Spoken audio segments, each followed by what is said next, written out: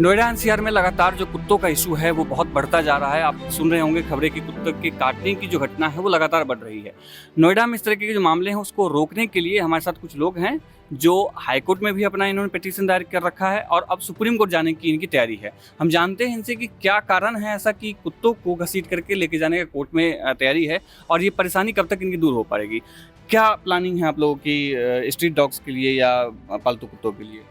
देखिए, जो हमारा संविधान है वो हमको right to live and liberty का पूरा गारंटी देता है हमारा कि हम अपने सोसाइटी के अंदर, जैसे हम लोग गेटेड सोसाइटी में रहते हैं तो मैं गेटेड सोसाइटी की ही बात करूँगा। वो हमारा एक प्राइवेट प्रॉपर्टी है, उसका हम लोग कॉमन एरिया मेंटेनेंस पे करते हैं और उसकी सिक्योरिटी, उसके अंदर जो सिक्योरिटी है वो हमारी प्राइवेट है। तो जो रिस्पॉन्सिबिलिटी आती है वो हम पे खुद आती है कि हमारी रिस्पॉन्सिबिलिटी हम खुद लें, उसके लिए हम लोग पेमेंट करते हैं हर मंथ। और बट प्रॉब्लम क्या है कि जो स्ट्रे डॉग्स हैं जो सोसाइटी के अंदर आ जाते हैं, उसको अभी जो हमारा नया लॉ आया है दैट इज़ ABC बोलते हैं जिसको, उसके अंदर जो प्रावधान है स्पेशली सेक्शन 20 वो ये बोलता है कि अगर कोई स्ट्रे डॉग्स अंदर है तो वो वहाँ पे रहेगा, उसकी फीडिंग वहाँ हो सकती है। वेयर एज वो स्टेट उसकी जिम्मेदारी नहीं ले सकता है उस पर्टिकुलरली उस सोसाइटी के अंदर, फॉर द रीजन जैसे मैंने आपको फिर से बताया कि वो प्राइवेट प्रॉपर्टी है। चाहे वो उत्तर प्रदेश का हमारा जो अपार्टमेंट ओनर्स एक्ट है उसके अंदर भी वो कॉमन एरिया की बात करता है। वो कॉमन एरिया का जो है हिस्सा हर एक फ्लैट ओनर के पास है। इसीलिए हम लोग मैं फिर से बात करूंगा कि हम लोग ना मेंटेनेंस पे करते हैं और उसको फिर खुद से पे करते हैं। कोई म्यूनिसिपैलिटीज या कोई अथॉरिटीज के पैसों से सोसाइटी नहीं चलती है। तो इस वजह से पर्टिकुलरली वो जो लॉ है वो हमारे सोसाइटी के अंदर एप्लीकेबल नहीं होना चाहिए। और जो संविधानिक गारंटी हमको मिली हुई आर्टिकल 21 के अंदर, right to live and liberty, हम लोग फ्रीली कहीं पे घूम सके, मूवमेंट कर सके। आए दिन आप देखते हैं केसेस हैं, बच्चे नीचे जा रहे हैं, उनको डॉग बाइट हो रहा है। अभी 7 भैया हैं, इनके बच्चे डर रहे हैं नीचे जाने में। हर दूसरे दिन आप देखेंगे एक सोसाइटी, अभी मैंने एक आर्टिकल पढ़ा 2 दिन पहले, ये लोटस पनाश सोसाइटी में वो बच्चे को बाइट किया, बहुत ज़्यादा 7 साल का बच्चा था। और इनफैक्ट मैं खुद 2 बार बचा हूँ, लिफ्ट में 1 बार बचा हूँ और कल मैं अजनारा सोसाइटी के बाहर जो एक्सिस बैंक है मैं वहाँ से चला, मैं गाड़ी से उतरा, मैं वापस गेट बंद कर लिया, डॉग ऐसे मेरे आने लगा। आपका जो अभी सुप्रीम कोर्ट में दायर करने वाले हैं, जो रिट पिटीशन दायर करने वाले हैं, तो क्या वो सिर्फ स्ट्रीट डॉग्स के लिए होगा या जो पालतू जानवर घरों में हैं वो भी काटने से लोग डरते हैं, ऐसा उसके लिए? उनके लिए तो प्रावधान है, हम लोग बेसिकली स्ट्रे डॉग्स के लिए ही करेंगे। जैसे मैंने आपको बताया कि स्टेट की जिम्मेदारी सोसाइटी से बाहर है, सोसाइटी के अंदर वो प्राइवेट प्रॉपर्टी है, उसकी जिम्मेदारी हमारी है। हम अपने जो भी हमारी इच्छा है उससे हम लोग उसको चलाएंगे। ये क्या नाम हुआ आपका? मेरा नाम वरुण बाला है। एक बार अपना परिचय बताते हुए कि किन आधार पे आप लोग पिटीशन दे रहे हैं वो बताइए। फर्स्ट तो मैं आपको ये बताना चाहूँगी कि मैं advocate Reema Chauhan, member of supreme court. ये मैं डॉग बाइट का काफ़ी दिनों से चल रहा है प्रॉब्लम्स, और ये आज का नहीं है, 2009 से लेके अब तक का इट्स कंटिन्यू।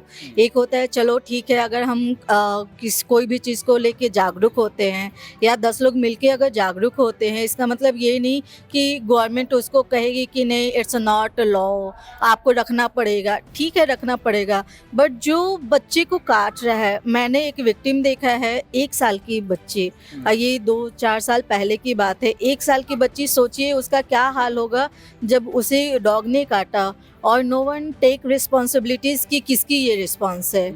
और मैं किसी और को तो नहीं बोलूँगी, आई एम सेल्फ विक्टिम, मुझे भी डॉग ने काटा, तो नो वन टेक एक्शन।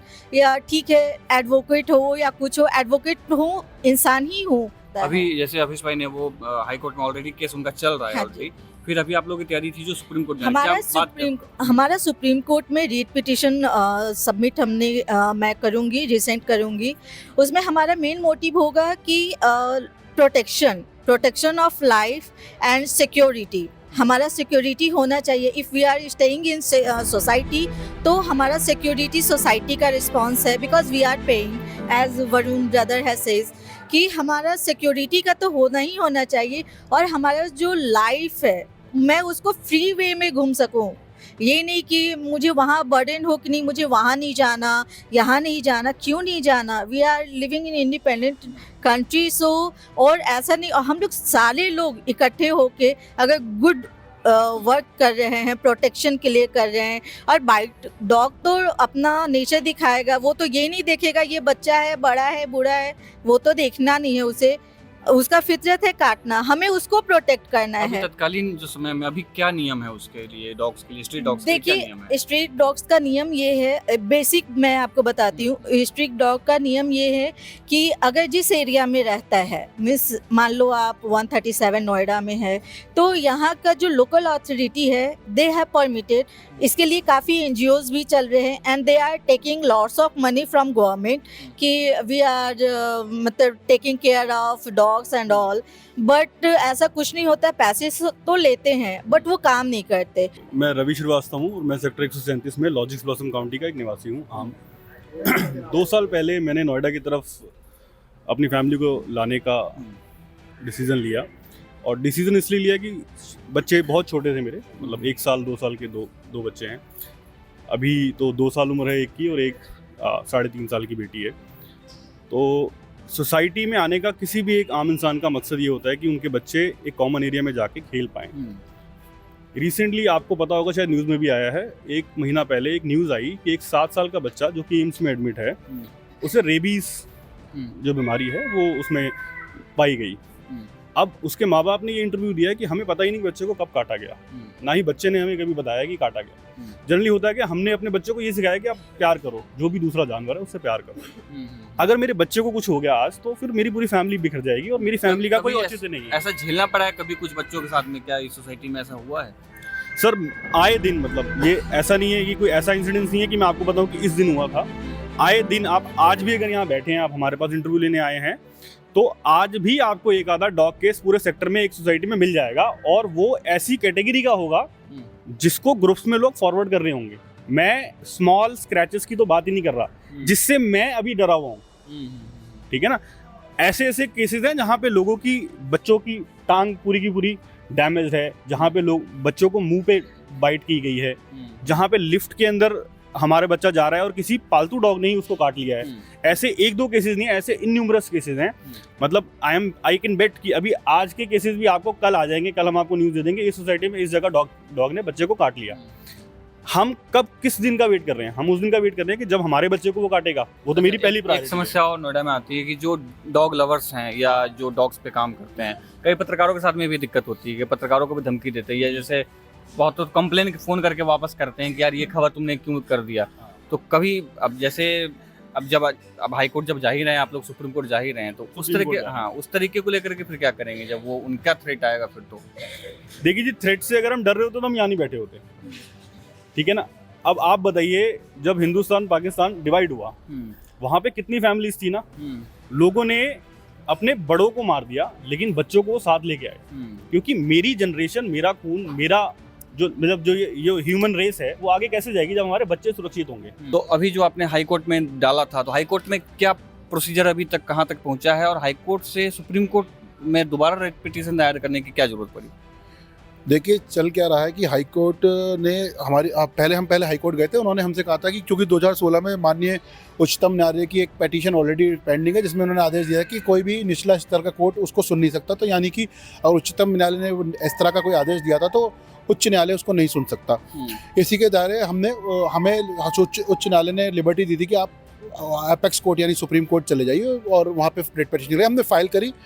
वहाँ पे जब हमने फाइल करी तो वहाँ पे हमें आदेश मिला कि नहीं आप एक काम करिए, उच्च न्यायालय चले जाइए। तो हम वापस उच्च न्यायालय आ गए। अभी जब हमने उसमें रिट पिटीशन फाइल करी, जहाँ तक मुझे याद आ रहा है 16 अक्टूबर 2022 में एक आदेश पालन हुआ कि नोएडा अथॉरिटी से पूछा गया कि पूरे क्लैरिटीज़ में साथ बताइए कि आपको क्या क्या आपने स्टेप्स लिए स्ट्रीट डॉग्स को रोकने के लिए, जिसका जवाब नोएडा अथॉरिटी ने शायद दाखिल कर दिया। उसकी कॉपी अभी हमारे पास अवेलेबल नहीं है, तो उसके देखने के बाद ही बता पाएंगे। तो एक उस टाइम आस जागी थी कि हाँ ठीक है, लेकिन उसके बाद 16 अक्टूबर के बाद दूसरा 1 साल पूरा होने को आ गया। और ये जब से लोटस बुलेवार्ड में बच्चा मरा है, तब से हम लोग इस बात की चिंता उठाते हैं बार बार कि अगर ये चीज़ें नहीं सॉर्ट आउट करी गई तो चीज़ें और भयंकर। क्योंकि मेरी बेटी के साथ खुद इस तरह का बहुत बड़ा हादसा हो चुका है जब वो 1.5 साल की थी।